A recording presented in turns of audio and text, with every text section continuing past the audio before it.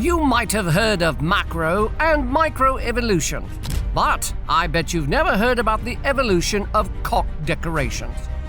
And no, I'm not talking about dressing up your favorite chicken. I'm referring to the various loincloths that have restrained and protected your pinball wizards from wobbling aimlessly.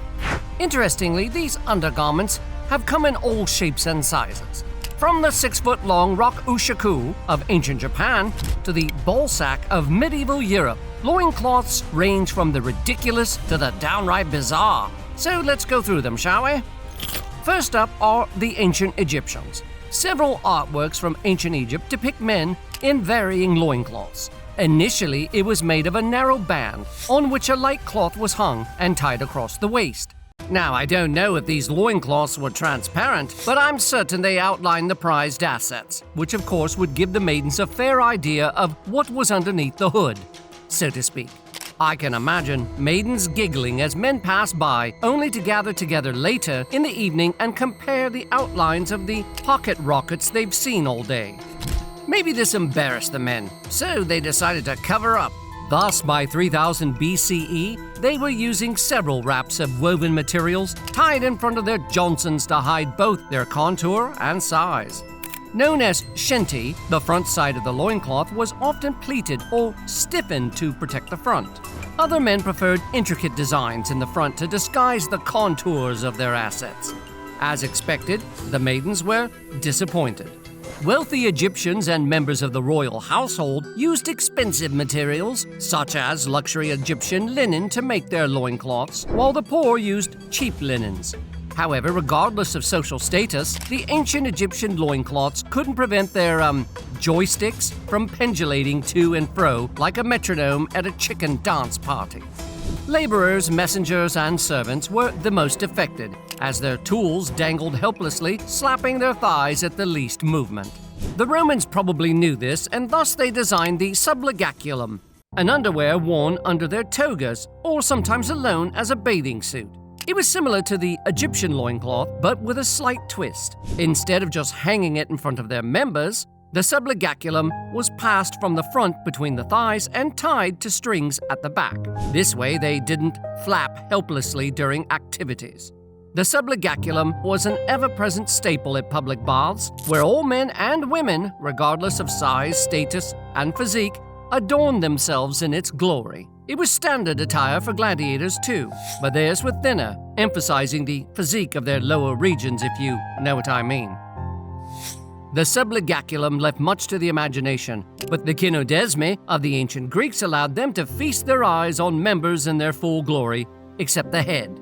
The kynodesme, which appropriately translates to dog leash, was a strap or cord used to tie the foreskin on top of the male erectus, hiding the head from prying eyes. The tied foreskin was then secured against a strap around the waist to keep the Johnson from wiggling like an excited dog's tail. Hence its name, dog leash. You see, the ancient Greeks believed that publicly displaying the male member's head was offensive, immodest, and degrading, but they could care less if their lower half hung loose. The rule was simple. Whatever you did, the head shouldn't be seen in public. So they invented the kynodesme. Initially, the kynodesme was designed for athletes who often competed in the nude, but the public eventually caught on and it became fashionable. But I'm curious.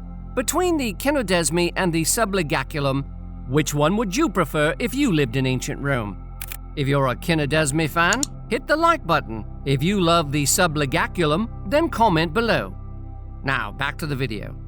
Though famous for their ferocity, brutality, and savagery, the Vikings took great care of themselves, which included their privates. The men wore loincloths made of soft wool or linen designed to protect and keep them warm. The exact nature of their loincloths is subject to debate, but most scholars think that they resembled the Roman subligaculum. Others also suspect the design was just a simple rectangular cloth hung around the genitalia, much like the undergarments of ancient Egypt.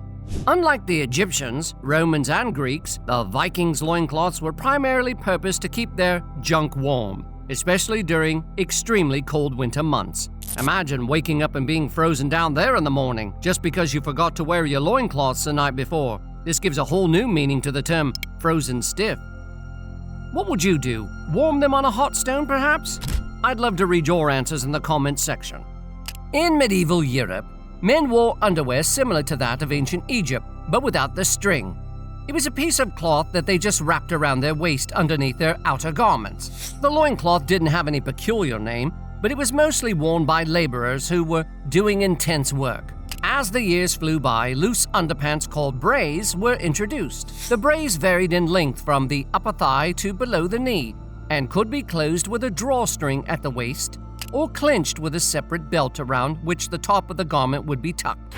Some men, especially those who worked in the sun, preferred to wear only the braies, also known as breeches, as the main outer garment. It was usually made of fine wool or linen, which explains the off-white color we often see in paintings from the period. However, the braies had a problem. They just couldn't control the hapless movements of the privates, which made them very uncomfortable.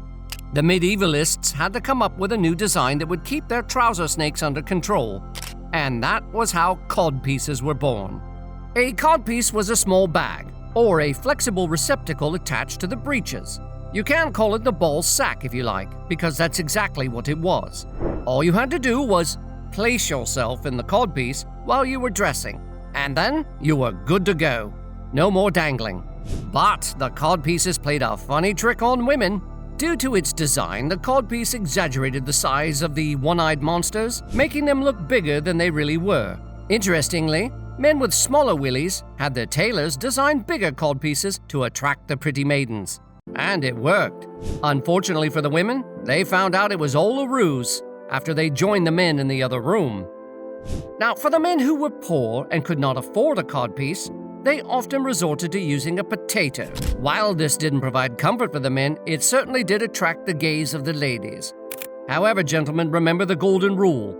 Make certain it doesn't slip and end up behind you.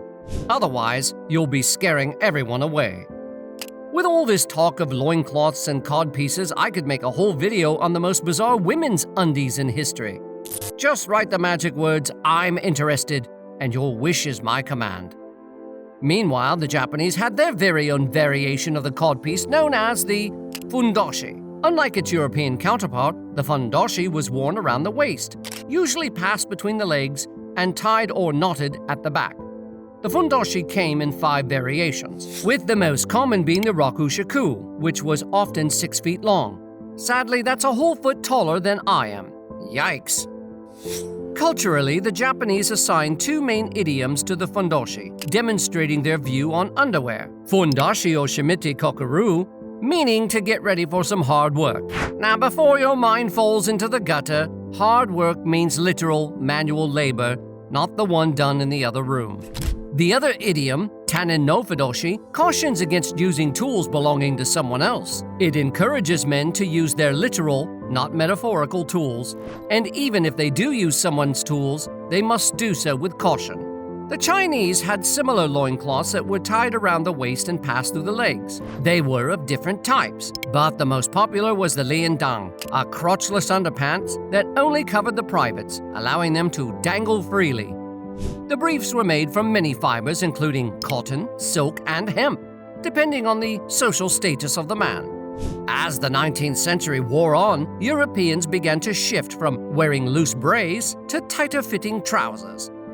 As they colonized the known world, they introduced their latest invention. Soon, several cultures across the globe abandoned their traditional underwear and pants, clinging to European briefs that have become more common today. Do you know another thing modern cultures have abandoned?